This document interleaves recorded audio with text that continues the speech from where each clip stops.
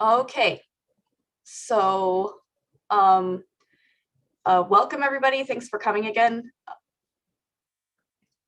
It's my pleasure to introduce Joé Brendel from Neuchâtel University. This is the second lecture in his talk, and he will tell us about Versal deformations and the Chekanov torus. Okay, thanks, Emily, and I'm very happy to be back. So you can find the lecture notes of yesterday on the internet site, and I've also added some exercises, and I've also added some exercises to today's talk. So they'll be marked with a green star, and at the very end of the file you can find basically a whole list of exercises if you're interested in this. And should you have any problems or any more questions, then you can of course contact me via email. So my email address, oops, sorry.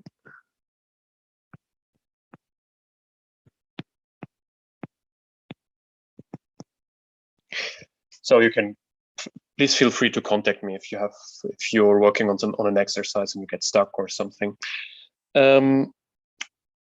Okay, so let me start with today's talk. So before going to the Chekanov torus, I would maybe say some words about symplectic reduction. So this is the part that I used yesterday, but I didn't do it in detail, and it will come back up today. So I will start today's lecture by symplectic reduction. And then we'll switch to something slightly different, so to Lagrangian tori, since today's goal is to discuss the Chekanov torus. So I'll give you some background on Lagrangian tori, and then I'll construct the Chekanov torus. And in this part, this is the part where the reduction comes in. So this is the part where I use this symplectic reduction today. And then at the very end, I'll try to discuss why this Chekanov torus is exotic. So why it's not an example of one of the standard tori. So, but maybe I won't get to the seventh part. We'll see. But I would at least try to discuss displacement energy and Versal deformations, because this will be heavily used in Felix's talk as well, so it would be nice to have at least some idea. And here I've listed some of the main sources, some of the main references for this talk. Of course, there are the original papers of Yuri Chekanov, after whom the Chekanov torus is named. But it was somehow simultaneously, or almost simultaneously, discovered by Yasha Eliashberg and Leonid Poltorovich. So you can also look at his paper, at their paper where this is also discussed. And some more recent works on this are Felix's joint paper with Yuri Chekanov, and my paper where I basically view the Chekanov torus in more general spaces. So not only, today we'll only discuss the construction in C2, so the construction of the Chekanov torus in C2, but this works in a more general setting. Okay, so let's start with symplectic reduction. So what was the basic idea? The basic idea was that so let's maybe start with the smooth case. If you have a smooth manifold with a smooth Lie group action on the manifold, and this action is free, then you get a quotient manifold. And we'd basically like to mimic this basic case in the context of symplectic geometry. And it's actually not that obvious that this works. So for example, if you try the naive thing where you just quotient out the whole group action on the manifold, then this obviously cannot work, because for example, if you start with a 4-dimensional manifold and you would just quotient out a Hamiltonian circle action, well, even if it acts freely, which it rarely does, but even if it acts freely, the quotient will be something 3-dimensional. So there's no way to make it a symplectic manifold because it's odd-dimensional. So it's not that obvious how to do it, but the answer is given by this classical theorem by Marston Weinstein, and there are many different versions of this, and to some extent, I would say that physicists already knew about this. In classical mechanics, it's a very classical thing to have symmetries of a system and reduce them to go to a lower dimensional system. That's why I wrote here 3 points. So what does this theorem claim?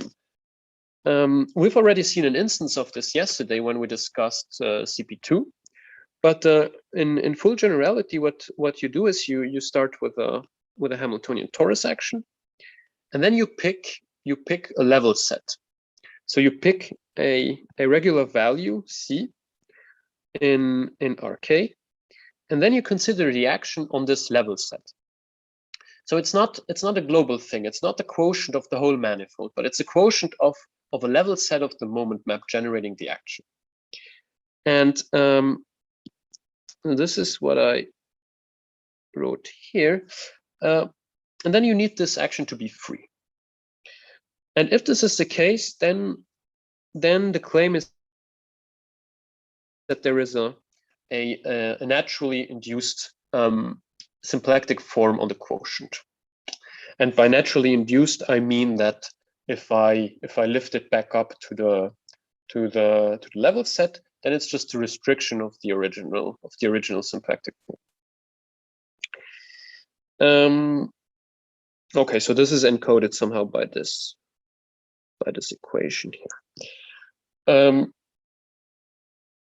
Okay, so we'll see. We'll go to examples later on. Then this might become a little more clear. So Selman kind of asked yesterday if this was visible, if you could somehow see that this should induce a symplectic form on the quotient. And my answer was no, but you can somehow explain why this is the case. And I've tried to give a short idea of the proof. So the main issue in the proof is that you restrict your attention to a level set, and then you may lose. So recall that the symplectic form should be closed and non-degenerate. And if you restrict it to a subspace, you lose. I mean, in general, you lose non-degeneracy. And indeed, this is the case here. So the restriction of the form to the level set will be degenerate. But we're somehow lucky because this level set is coisotropic, and coisotropic means that kind of the annihilator of the tangent space under the symplectic form is contained again in the tangent space. So by this notation here, so this is somehow so this is the tangent space to my. So okay, this is the tangent space to my level set, and this is the complement under omega. So let me maybe give a definition of what I mean by this. So if I take a vector space or a subspace and I write omega, what I mean is all the vectors. So V, let's say, is a subspace. Well, this is not good. Let's take E. Let's say E is a subspace of a symplectic vector space, like the tangent space here. Then E omega is all the vectors which vanish on this subspace. So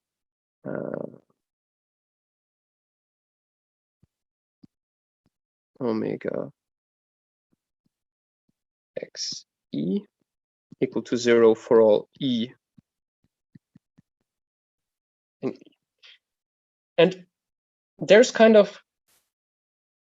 a nice thing which is called coisotropic reduction, which tells you that in the coisotropic case, if you restrict to the subspace and you quotient out by the symplectic complement, then you get somehow in a natural way you get a symplectic again a symplectic vector space. And you should think of this as somehow you mod out by the directions in which omega is degenerate. So this is the basic problem. Omega is degenerate in some directions, but you can quotient out by them, and then you obtain again a non-degenerate form on the quotient. And this is basically, this is a nice exercise. So this is why I have I've given this as a nice exercise. And now there's kind of a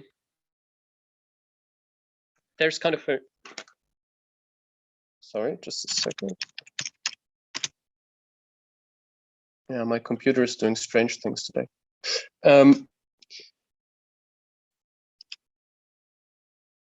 Okay. So now, why is this interesting to us? This is interesting because this symplectic complement, so this thing here,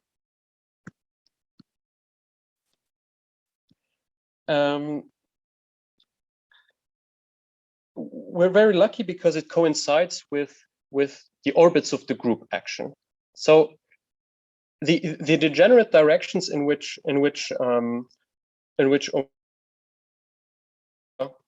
we have a problem, basically, they are quotiented out by the group action, and this is one of the properties of the moment map.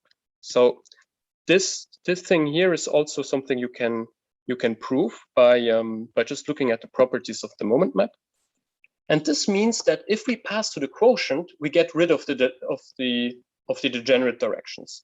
And so what remains is basically again a non-degenerate form. And this is why this two-step thing is sort of interesting. First going to the level set, and then quotienting out by the group action. Okay. So this was just to give you some ideas.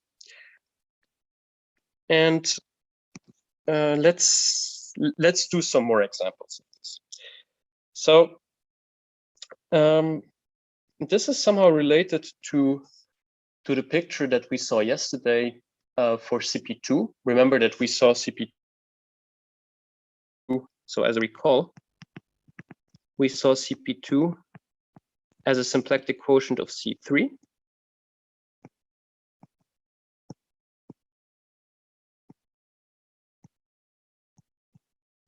C3. And there are some similar examples here. So let's take the standard toric system on C2. So recall that this maps to the moment polytope, which is just a positive quadrant. So the map was just I take the two complex coordinates and I map them to squares of the modules. And now I restrict my attention to this red set here, so to this segment. And the equation of this segment is given here. Mu1 plus mu2 equals 1. And if you write this out, this gives you the equation of a 3-sphere. And you can also look at the corresponding group action. So you can ask yourself, which group action does this generate? does this.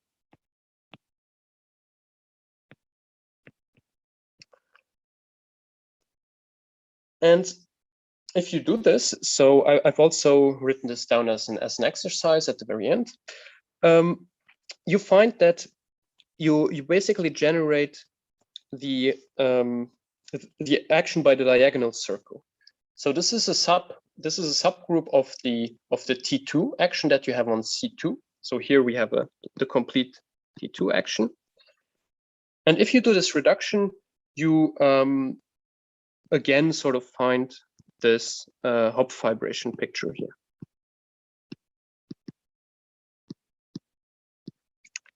So this is basically one dimension lower than what we did yesterday. But today I would kind of like to draw your attention to the fact that there's something nice happening, namely this S2, so the quotient is again a toric manifold. And if you recall from yesterday what its toric, what its moment polytope was, well, the moment polytope was a segment. So -1, 1. This was the projection to the height function basically on S2. And actually, this is exactly the segment, the red segment that we find here. So this is the moment polytope of the reduced space.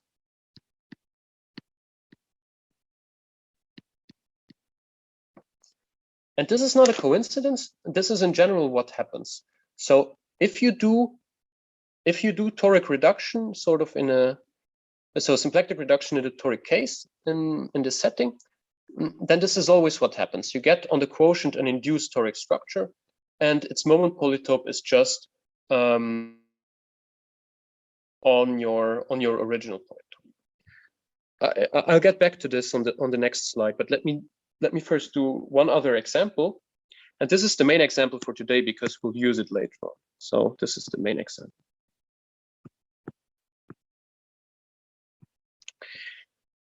So instead of taking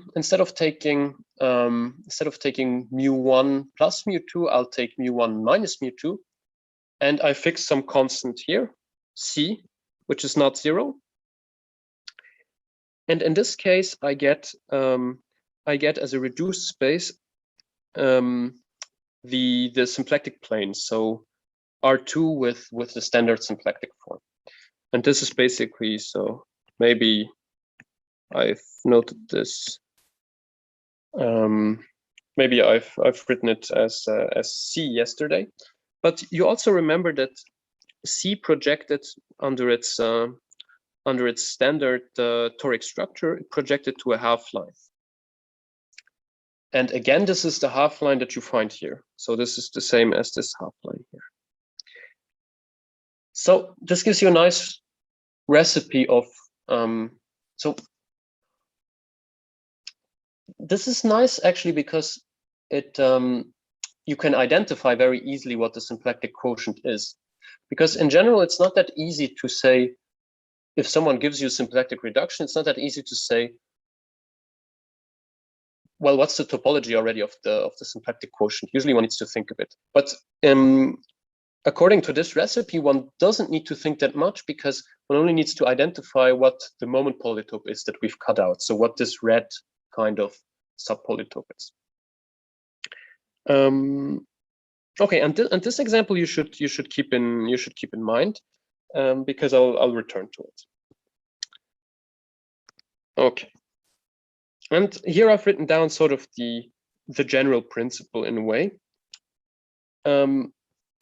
Here we're talking about two toric manifolds, and if we have a nice embedding of the polytope of one into the other, and by nice, I won't formulate exactly what it means. I mean, you can reformulate it in combinatorial terms, but it just means that on the other hand, it just means that reduction is admissible, so that the action is free on the corresponding level set, because this is basically, so recall from the theorem that we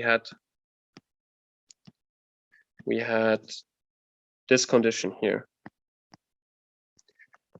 And this you need to verify. This is not automatic at all. And this is the one thing to check so that, that this works. But if this is true, and you have such an embedding of moment polytopes here, then you get a reduction from one, so from the larger space to the smaller space. So it's kind of, you get an inverse direction, right? Inclusion of polytopes in one direction and reduction in the other direction. And so I've kind of written this principle down here. And as you see, so, okay, if on the previous slide, we have exactly this. We have an inclusion of the moment polytope of S2 in the moment into the moment polytope of C2. And we have an inclusion of the moment polytope of C into C2. And so this yields these reductions. Okay. Sorry. Okay. So we're changing subjects. So are there any questions with respect to what I said about reduction? Maybe this was a bit fast. I have one question actually. So yes, in the previous picture, like for example, can you have like different slopes? Like for example, mu1 plus 2 mu2 is equal to 4 or something like that. I guess that's like the one. Yeah. This picture, you mean? So you're thinking of something like this. Let's say we're looking at slope 2, something like this. Yeah, actually, I was like thinking like slope -2, so like it is still comes from S2, but. Yeah, this is one of the questions. This comes back to the question that Selman asked yesterday. If you tilt, remember in the CP2 case, there was a plane and you can tilt it in a certain way. And the answer is no, usually you can't. So in this case here, so let's say you're trying to do something like this. Yeah. You'll have a problem since you have to check this one condition that the action is free. This will fail in one of the 2 boundary points. I see. So I think you can still define a quotient, but it will be symplectic orbifold in general, so not a manifold anymore. I see. This needs some more general framework of symplectic reduction. But yes, there are combinatorial things to check basically, and it's pretty rigid. So there's usually only one choice or something like this. I see. So is that like a part of being a nice embedding? That's right. That's right. Yeah, okay. That's something that I tried to sweep under the rug. Sure. Yeah. Mm-hmm. Any other questions before we move to Lagrangians? Okay. So what are Lagrangian submanifolds? Just just a quick reminder.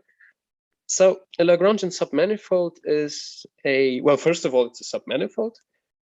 Second of all, you would like to have half the dimension of the ambient manifold, and you would like the symplectic form to vanish on its tangent bundle.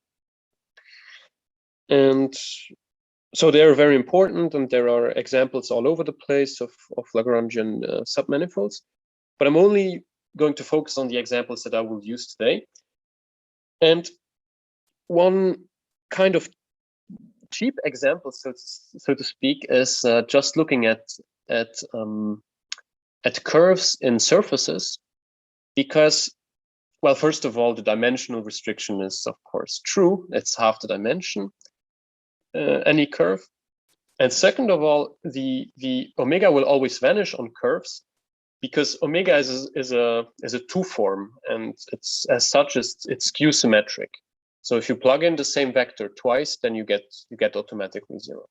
So in general, so I've taken circles in the plane, but in general you can take curves and surfaces.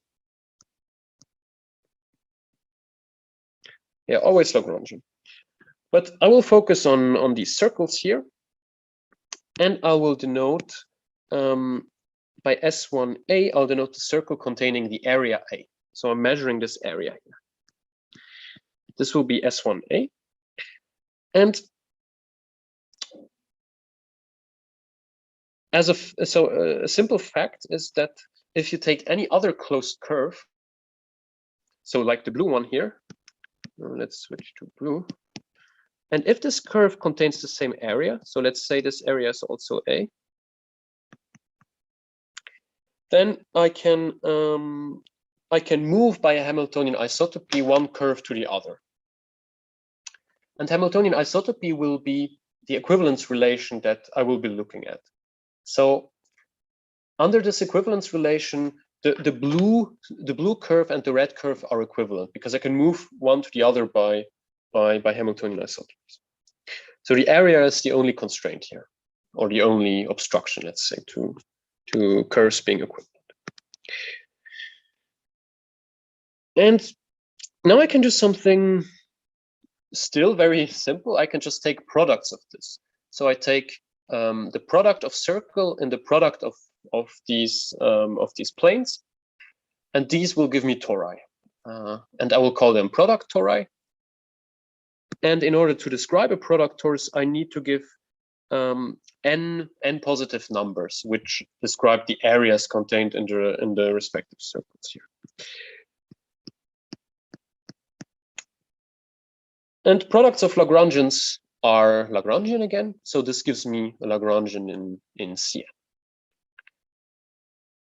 And now the basic question is, are all Lagrangian tori? So if I take any other torus Lagrangian inside of Cn, are they still Hamiltonian isotopic to a Lagrangian torus of this type? And we've seen that for n equals 1, this is true. This was my remark, because any other Lagrangian circle can be moved to the simple one by Hamiltonian isotopy. But as it turns out, the answer is no for higher dimensions. This is what we will discuss today. So this is the example that we'll construct today. So we'll construct an example in C2 of a torus which cannot be moved by Hamiltonian isotopy to one of these product tori. And in this case, we call the torus exotic, because it's not of the standard type. It's not of the obvious type. And so constructing these things is somehow non-trivial. So it took some time. I think this question was asked pretty early on in the development of symplectic topology, but then it took until 96, I guess, the article of Chekanov, until an example was found. And maybe I'll skip this.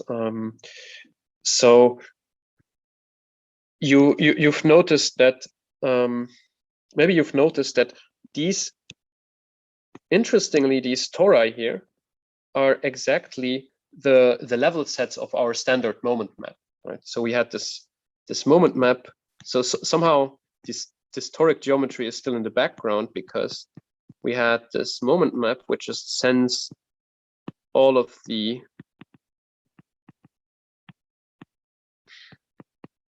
complex coordinates to the squares of their modules. Then, of course, if I look at the fiber over a point, this just means that I fix the modules. So my preimage will exactly be a torus of this type here, because fixing a module is equivalent to fixing a radius. And in general, okay, this holds in general. If you look at a toric, and a toric fibration, and you look at fibers over the interior. So now I pick a point over the interior here. Then this will also give you a Lagrangian torus. And here you can ask the same question again. are all Lagrangian tori of this type or not. And if they are not, then we call them exotic as well. Okay, so any questions with respect to Lagrangian submanifolds? This was, of course, a very quick and biased review of the topic, but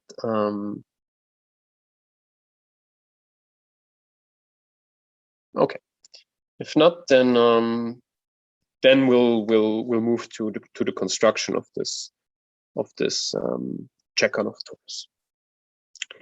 So there's one thing that I need, which again refers to symplectic reduction, and it's a very simple fact. Namely, if you have, so let's say I can maybe erase this.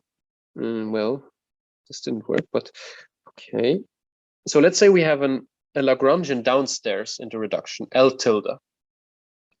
Then I can look at the pre-image under this projection map. So pi minus 1 of L tilde. And if this object down here is Lagrangian, then the object upstairs is Lagrangian automatically. So pre-images on the reduction of Lagrangians are again Lagrangian. And I will use this to construct the Chekanov torus. So this is again something that you may do as an exercise. And we will view the Chekanov. Yes. What are the all Lagrangian submanifolds of C2? Are they all tori? Of C2? Yeah. No. You can have, for example, you can have also planes, Lagrangian planes, R2, copies of R2. Compact ones. Compact ones. Yeah, this is a good question. Maybe this is still unknown. So many things are excluded because Gromov tells you that you need non-trivial, you need Betti number 1, the first Betti number not equal to 0. So for example, Lagrangian spheres in C2 are excluded by Gromov. So this is a theorem by Gromov. So it's exactly, well, the given Tal construction, right? And Audin's theorem. It's exactly those that have Euler characteristic not congruent mod to 0 mod 4. Orientable and non-orientable. Okay. I seem to remember a talk. A Klein bottle cannot be Lagrangian. Yeah, exactly. That was the last open problem. Everything else was done before. So only tori? Is this what you say, Felix? No. Also, Euler characteristic -2, -6, -10. They are embeddable by given Tal construction, and also the non-orientable ones. What are they topologically? Oh, okay. You can't have surface. They are connected some of P2 of surfaces. The Euler characteristic tells you. Surface in C2, you can't have a hygiene surface because it has to be Lagrangian. So you are down to torus line bottle, I think. No. The given Tal construction gives you. So what is the obstruction you have in mind? You mean non-orientable ones, Felix? Yes. Your examples are all non-orientable, right? Okay. Yes. With the orientable, probably I say something wrong. The given Tal are all non-orientable. And they are connected some of RP2s. So you can have more than 2 RP2s together because 2 RP2s are Klein bottle. No, every second one. So -2, -6, minus every second one. So connected sum of an odd number of RP2s. Okay. Number bigger or equal than 3. I always get a bit confused, but so Gromov says S2 is impossible. Then a hard theorem says the Klein-Butler is impossible. Tori are, of course, possible. And the other ones follow either from topology or from given Tal construction.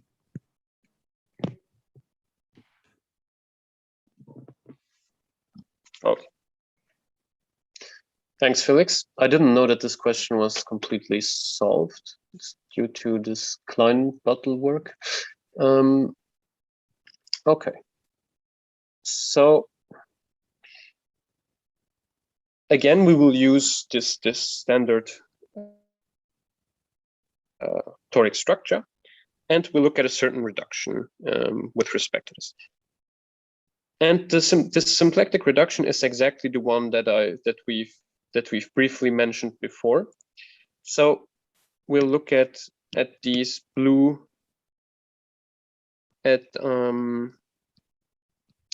these blue half lines here, and they correspond to reductions by a certain subgroup, which is I mean a certain circle, which is sort of the anti-diagonal circle, if you like, inside of the torus.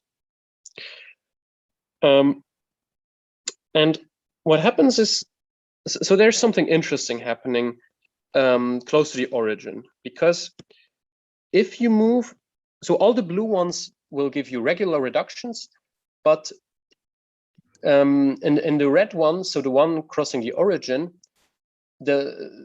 you cannot do regular reduction, because already the level set here is singular, because the level set looks like this.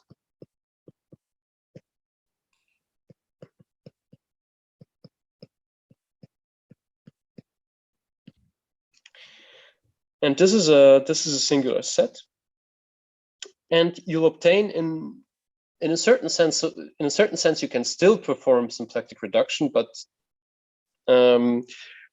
it gives you a singular reduced space. And I've tried to draw it here. So in the regular case, so the regular ones are blue. So in the regular case, we are here.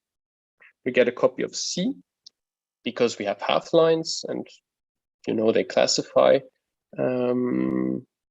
It's classified by this toric reduction remark. But in the singular case, you can perform symplectic reduction if you exclude one point here, namely the origin. Here the action is not free, because this is a fixed point. So the origin, I mean, if you just look at the group action itself, the origin will always be fixed, and so it's also fixed by this circle that we've chosen here.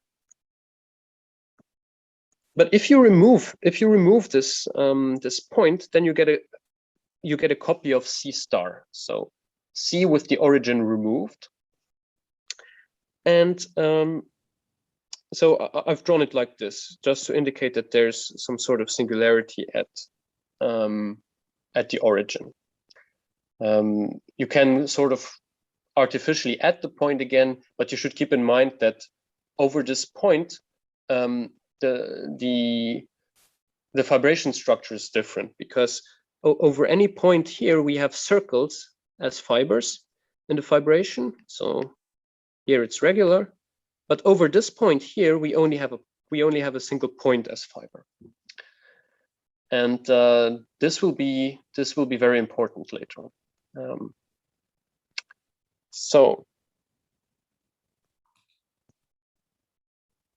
what we do now is in this singular space. So sort of in all of the regular reduced spaces, we cannot find Chekanov tori. So we need to look at this singular reduced space, and inside of this we have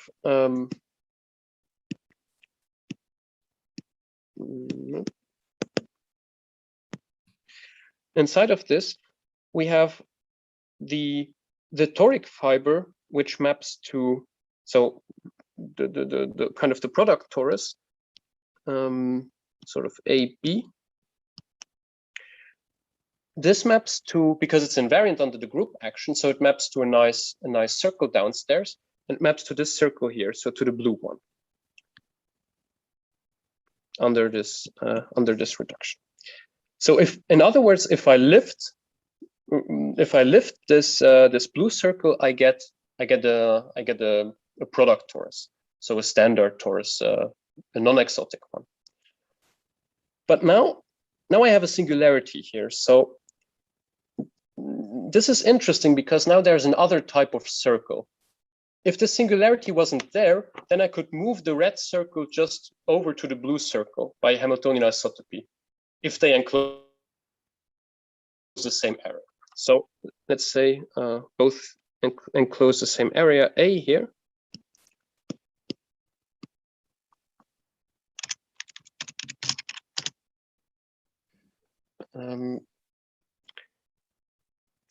And in this case, I cannot do it because there's a singularity in the vibration structure. So basically, if I tried to do it, so let's say my singularity is here. If I tried to do it, I would get a branch of a torus on one side. So this is a torus fibering over the segment, and a branch of a torus on the other side. Let's say over this segment. But then if I move through the singularity, since over this point my fiber is only a point and not a circle, it will be sort of a singular torus, so a pinch torus. And so it's not a Lagrangian submanifold. This is obviously not a submanifold, and so I cannot move this segment through the singularity because of this default in the this defect in the vibration structure. And now I define the Chekanov torus. So of course now I've talked about a circle here, right? So this is only a circle for now. But if I take this circle, so kind of Chekanov circle, and then I look at its pre-image under the reduction map. So we have this pi here, and I look at pi -1 of this red circle. Could you repeat this? How you constructed this red circle by kind of those stuff that which you call upstairs, Chekanov torus TAB. That's a red thing, right? So the Chekanov torus is just the pre-image under the reduction of the red circle. I see. Okay. And I know from this remark earlier on that this is automatically a Lagrangian submanifold. Yes. Okay. And so for now I don't know that this gives me an exotic torus, but at least the Hamiltonian isotopy is not obvious, let's say, from the quotient. So in the quotient, these two circles are not Hamiltonian isotopic. And so this somehow suggests maybe that their pre-images are not Hamiltonian isotopic in the large space either. But this is something one has to show. So the picture on the left is the quotient, picture of the quotient, that cone. Yes. Okay. So we have a two-dimensional. This is like a two-dimensional symplectic quotient here of the four-dimensional manifold of C2.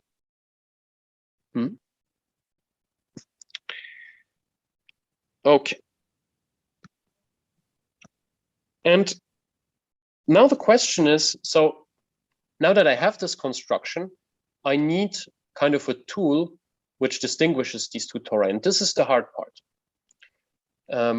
Really showing that there is no Hamiltonian isotopy moving one to the other in C2.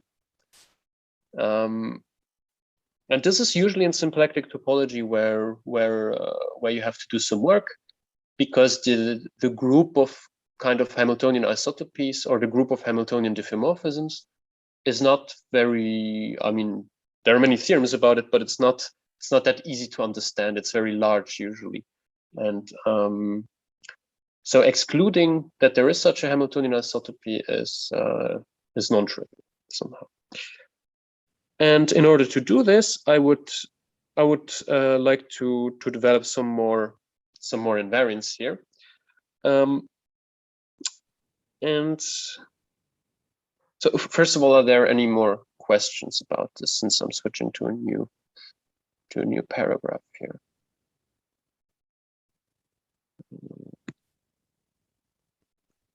Okay, then as an invariant, I will use displacement energy and basically the Versal deformation of displacement energy.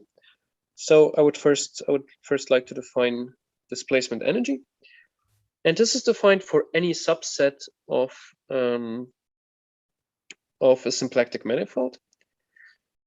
And I look at, in order to define it, I look at Hamiltonian isotopes which displace the subset from itself. So this is what I've tried to draw here. This is this condition. So I look only at Hamiltonian isotopes which after time 1 have disjoint the set from itself. And then I try to minimize some kind of quantity, some kind of norm associated to the Hamiltonian isotopy. So I kind of ask, how much energy do I have to invest to remove a set from itself? And this norm that I use here is the Hofer norm. So this is the Hofer norm. And basically what the Hofer norm does is, so remember that in the autonomous case, it would just be the maximum. It would be something very simple, in fact, because it would just be the maximum minus the minimum of the Hamiltonian function. So I need to either say that M is compact or take only compactly supported Hamiltonian isotopes in order for the max and the min to make sense. But so this is for the autonomous case, and in the general case, I integrate this over time. So I just if I have a time-dependent Hamiltonian, I integrate over time. And this is the norm by which I measure these Hamiltonian isotopes, and I take the cheapest one basically. So the one that uses the least energy. Unfortunately, this invariant is not sufficient to distinguish the Chekanov torus from the product torus. So this is my product torus. So these two things coincide. But then Chekanov had kind of an idea to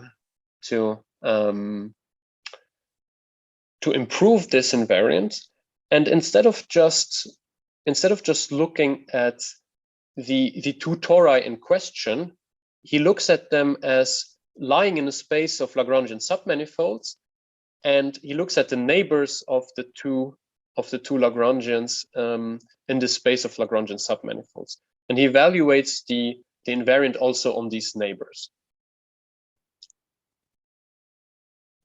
So this might look a little tricky at first because you need to look at a submanifold, so kind of a space of submanifolds or a space of Lagrangian submanifolds, and this might look very large, but there's actually a nice description of it.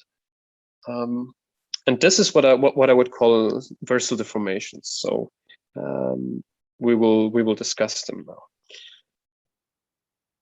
And what one does is first we start by Weinstein's theorem, and Weinstein's theorem tells us that basically if you fix a Lagrangian, then a small tubular neighborhood is determined by the topology of the Lagrangian, along with the symplectic form on this tubular neighborhood. And a more precise formulation is that whenever you have a Lagrangian inside of, so let's say we have a Lagrangian inside of small enough tubular neighborhood inside of M. Then there is sort of a normal form for this, and the normal form is the zero section inside of T star L. So inside of the cotangent bundle. Zero section inside of T star L. And so, and this gives you a symplectomorphism here. So this is sort of a classical theorem for Lagrangian submanifolds, and one can use it quite smartly to say something about Lagrangian neighbors. So the first fact is that if I look at Lagrangians that are C1 close enough to the zero, so now instead of working in M, I can restrict my attention to T star L, to the zero section in T star L, due to Weinstein. They're always symplectically equivalent. And the first fact is that Lagrangians, which are sort of small perturbations of the zero section, are always graphs of closed one forms. So, of course, one forms are just, if I look at the cotangent bundle, one forms are just sections of the cotangent bundle. So their graphs are submanifolds of T star. And it's basically an exercise, sort of one can do this by hand to check that all C1 closed Lagrangians are of this type. And furthermore, there's a second fact. So for now we have kind of identified our Lagrangians here, or this space of neighboring Lagrangians. We've identified it with small closed one forms. And there's kind of a second fact which makes this construction work. And the second fact tells you that two such Lagrangians are Hamiltonian isotopic if and only if their forms are cohomologous. So if and only if kind of so let's say the two graphs are Hamiltonian isotopic, if and only if the corresponding forms, their difference is exact. And this is what I mean by cohomologous. So cohomologous in the sense of the Ram cohomology. And what this tells you is that if you are ready to, instead of look at all of these Lagrangians here, if you're ready to look at Hamiltonian isotopy classes of Lagrangians, which is anyway what we want, then you can describe them by the first, the Ram cohomology of the Lagrangian, which is somehow very nice, because we've passed from this infinite dimensional space of Lagrangian submanifolds, and here in this step it's still infinite dimensional because it's sections of a bundle or closed one forms. But then we mod out by Hamiltonian isotopies, and we get something very nice. Namely, we get just the neighborhood of a finite dimensional vector space. So this is a kind of finite dimensional vector space.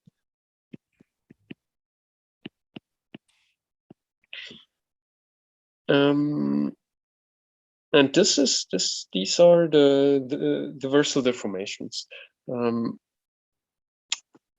Okay. And now we can just a quick reminder, we're almost out of time, like 5 or 10 more minutes. Okay. I will try to, yes, maybe I'll just give you the essentials of why this Chekanov torus is exotic. I think I can't go through all of the details, but at least I finished the part that Felix used. So this will come up again. This will come up again in many of Felix's examples. These Versal deformations, and what's the second map there? What's the second map there? E of something. The second arrow, that's the displacement energy. Displacement energy. Yeah, I thought we gave up on looking at displacement energy. We were looking at cohomology classes. So we need to. No. That's the nice thing. Basically, we improve displacement energy. Instead of looking at the displacement energies of the Lagrangians themselves, we look at the displacement energies of the neighbors as well. So this is what I'm describing in this diagram here, basically, because we have this small neighborhood here, which describes Lagrangians up to Hamiltonian isotopy, so small perturbations of your Lagrangian, if you will. And then I can look at not only the Lagrangian themselves, that his displacement energy, but also the ones that are around him, because they come in a family of this first indexed by this first cohomology, basically. And I evaluate on all of them, I evaluate the displacement energy.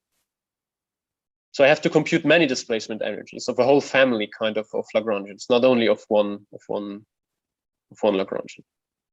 So it's a combination of the two. It's a combination of this perturbation idea and of displacement energy, basically. Would it be sufficient if you choose two different cohomology classes and look at their graphs? Sorry? Wouldn't it be sufficient to take two different cohomology classes? Two different ones. Yeah, and then take their, and then they correspond to. Actually, that's a very good question. What would be sufficient here? Because usually you have somehow incomplete information. Usually you cannot compute or you don't need to compute the displacement energy on all of the neighbors, but only on a certain set. But two, I think, would not be enough.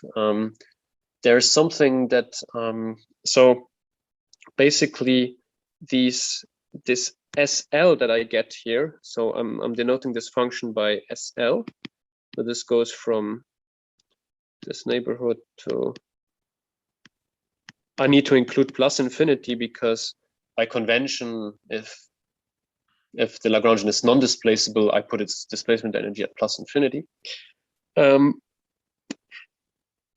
But basically here I need to allow for some freedom.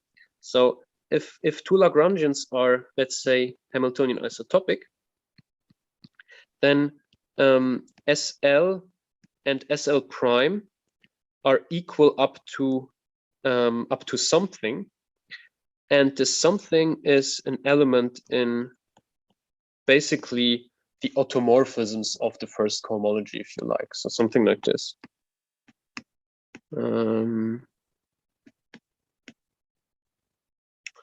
Is this correct? Yes. So in the case of the torus, we will only be talking about tori, so maybe we can forget about all of this complicated stuff, because in the case of the torus, this will just be Rn, and this thing here will be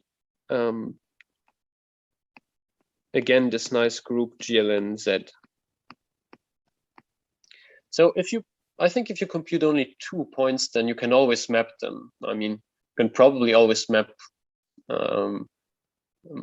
them to each other by an element of GLNZ. So usually in the examples that we will talk about here, we know this displacement energy on kind of usually it's an open dense subset of Lagrangians in sort of this U neighborhood here. So we restrict our attention to an open dense subset.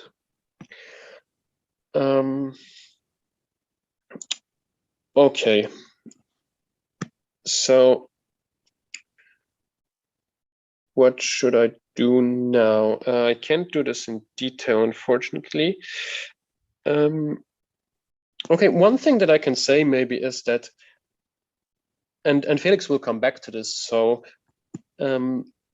if you look at the displacement energies of the product tori, so this is the first step here that I'm I cannot do in detail, but if you look at the displacement energy of such a thing, so very, very simple, just a product torus in C2, then this is equal to the minimum of the two components. So what this means is that since my product tori, I can draw this now in the toric picture. So I have this nice structure here. So this is this positive quadrant is my, oh yeah, gray on gray doesn't work.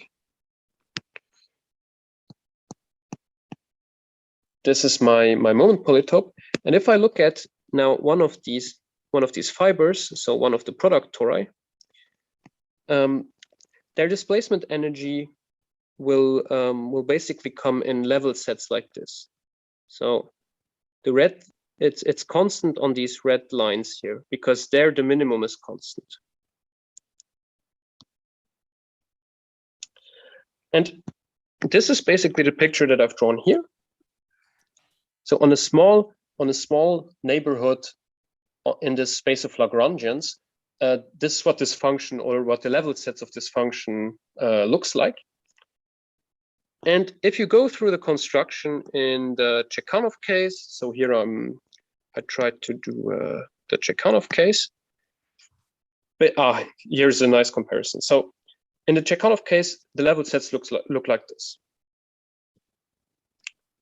So basically, they come in families of lines here, which have the same displacement energy. And this is now even up to an element in GL2Z. So remember that we have some freedom in GL2Z here. You cannot map one picture to the other. And this, up to the details that I didn't do, and this proves that the Chekanov torus is different from the product torus up to Hamiltonian isotopy. Okay, maybe yes. So let me just quickly say. So there are different ways in which you can try to generalize this. Either you can try to find more different tori, and in C2 the question is actually still open. So we don't know if in C2 there are more different Lagrangian tori, or if there are only product tori and the Chekanov torus. So people conjectured this, of course, and tried to prove it that there's only these two tori, but I think this is still open.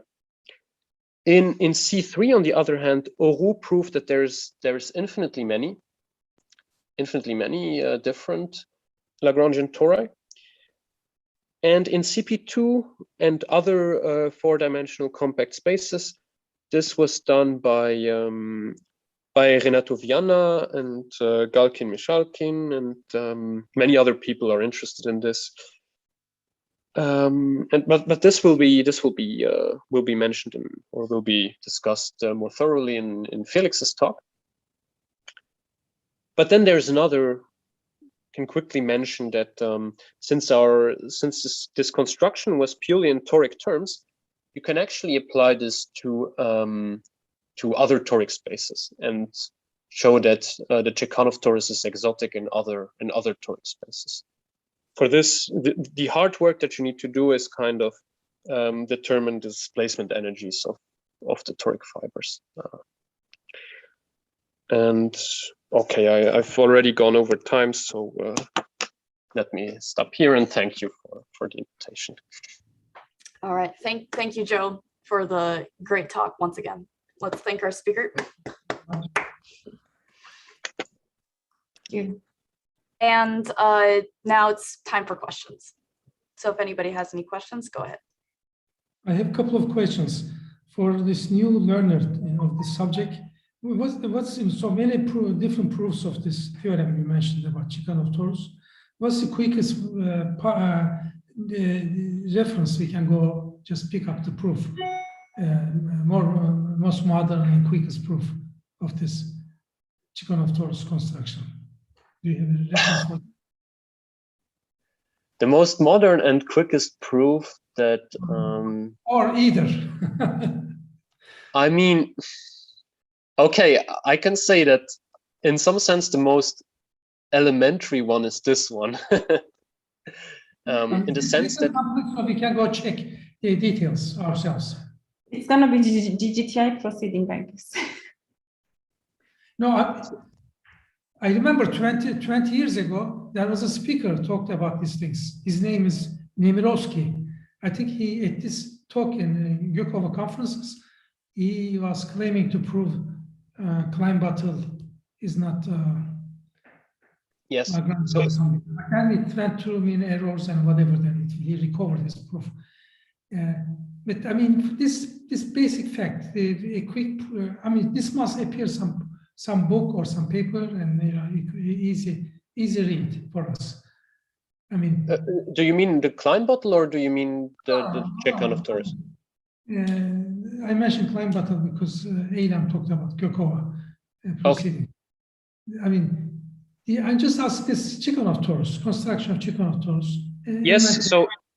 So let me go to.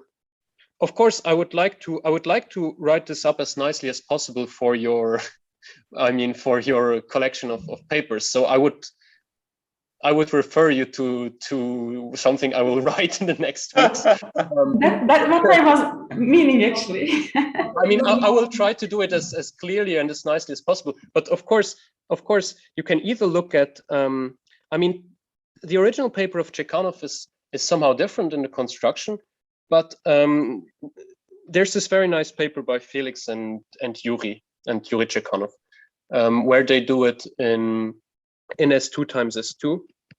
So there the construction is so it's formulated in slightly different terms, but you can also see this picture of the singular reduced space, and the construction is the same.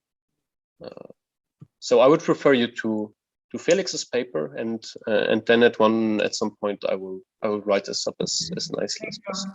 Thank you very much. I have a second question. So yes? Take CN or CPN rather than asking yourself, when one Lagrangian manifold, how, when you fix a topology, how many different ways it can be Lagrangian, like in this torus case, or rather than asking that, can you ask what are the different topological smooth submanifold of CN or CPN that can occur as Lagrangians? Like this must be a good research question. Yes, of course. So I think for C2, the discussion from before gives the complete answer, but for CN, I'm not even sure. For C3, Fukaya has results. For C3, okay. This essentially it must be a circle bundle over a closed surface. I see. And it's very difficult. It already uses tricky algebraic parts of symplectic field theory, master equations, and so the question you asked, Simone, is great and fantastically difficult. Maybe it is easier in CPN case. I mean, maybe they are related to real algebraic subvarieties of CPN.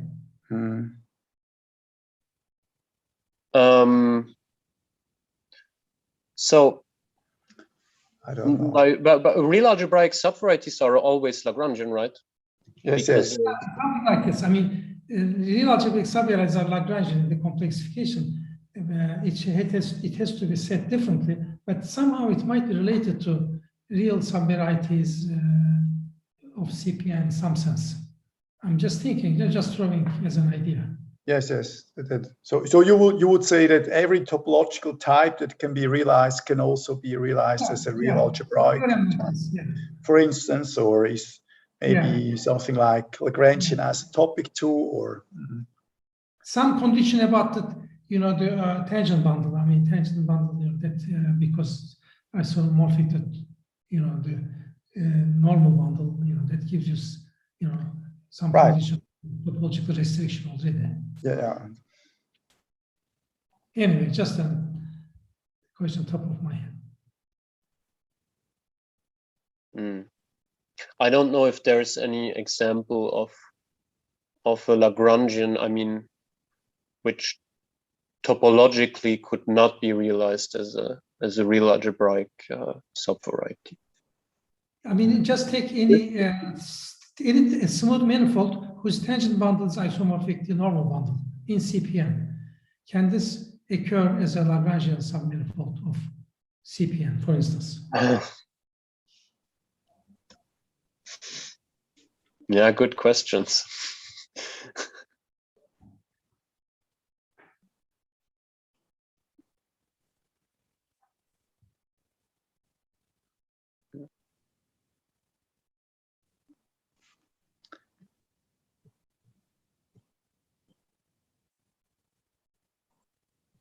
I guess I misjudged something. It should be tangent bundle, shouldn't be isomorphic normal bundle, it should be restriction of tangent bundle of CPN. Right. There are these first starting obstructions, Yeah. and this rules out something, and then it gets really hard. There are two things. So, well, there is, like in CN, there is Chekanov theorem, right? There must be a holomorphic disk with boundary on the Lagrangian, and therefore the real first Betti number cannot vanish, for instance. Then there is these tangent bundle condition. And then there is a junction inequality that I never know by heart. There are 3-4 basic things. And then it starts and becomes really hard. Sometimes when you generalize the question and answer could become simpler. Because you generalize, and then I don't know.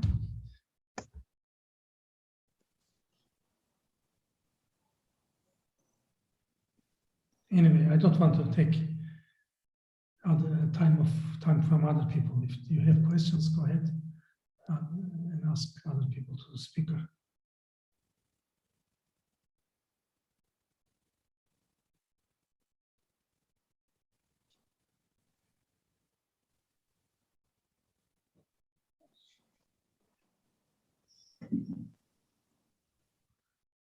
By the way, my camera is not working today for some reason. That's why I can't put my video there. Somehow it just stopped working.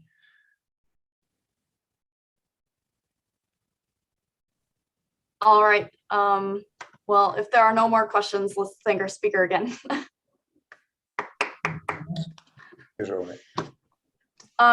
So I wanted to mention one thing.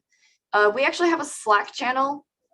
I think the information about that's on the website, right?